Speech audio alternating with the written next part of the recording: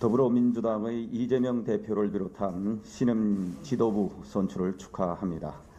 여야 지도부 구성이 마무리된 만큼 국민과 민생을 위한 협치의 리더십을 보여줄 것을 기대합니다. 이번 민주당 전당대회 경선은 이재명 대표의 당 장악력을 보여준 무대였습니다.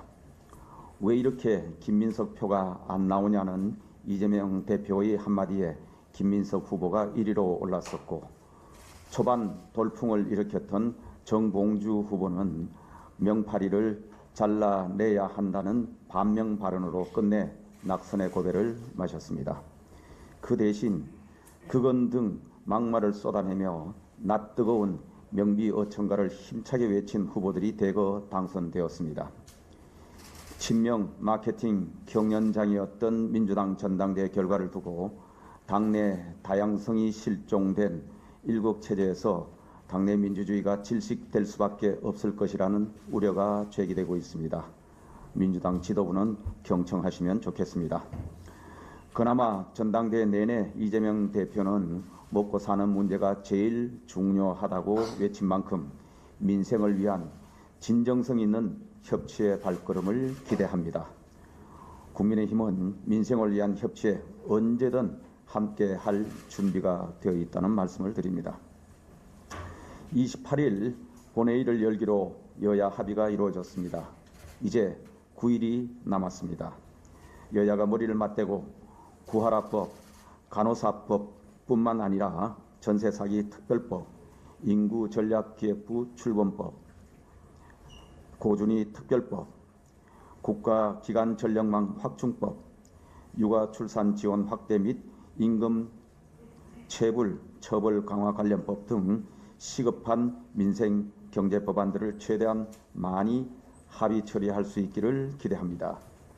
그리고 반도체법, AI법, 검투세 폐지, 종부세 완화, 상속세제 개편, 노동, 교육, 연금개혁 등 당장이라도 민생개혁 법안 논의를 위한 여야정 협의체 가동과 국회 연금개혁 특위 구성 합의를 통해 28일 본회의를 민생국회의 출발점으로 만들 수 있기를 기대합니다. 우원식 국회의장께서 지난 광복절 경축식에 불참했습니다. 입법부를 대표하는 국회의장이 참석하지 않는다면 특정 정당인으로 오해받을 수 있다는 지적에도 불구하고 내린 결정이라 더욱 유감스럽습니다. 우원식 국회의장께서는 입법부의 수장임에도 최근 여러 현안에 대해 자칫 특정 정당의 편을 들고 있다는 비판을 받기 충분한 발언들을 여러 차례 하신 바 있습니다.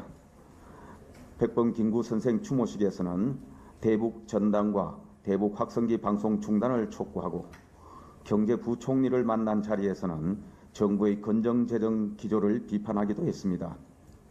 방송장악사법의 야당 단독 강행 처리에 협조하고 나서는 대통령의 제2요구권 행사에 신중을 기하라고 요구하는 등 최상병 특검법 투표 때에 이어 또다시 대통령 고유 권한에 대해 월권성 발언을 했습니다.